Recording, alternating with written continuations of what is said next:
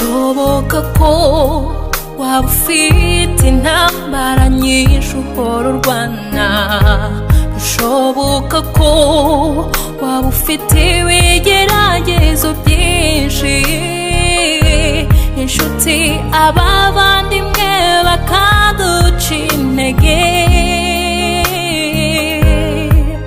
ariko ndi hano nguhumuriza nkubwira ko hari umwami wagukunze kera utarabaho, na n'ubu aracyagukunda. Utura ibyawe bikuruhije arakuruhura. Reba umwami, reba Yesu, mubwire ibyawe aragutabara. Reba umwami, reba Yesu,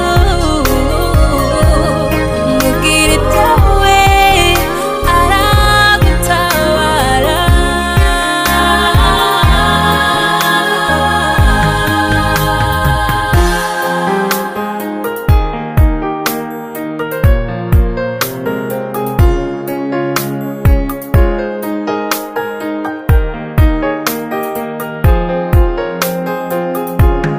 Yobu nawe yahuye n'ibigeragezo, abana be bamushiraho, ubutunzi bwe buragenda, ariko anamba ku Mana ye.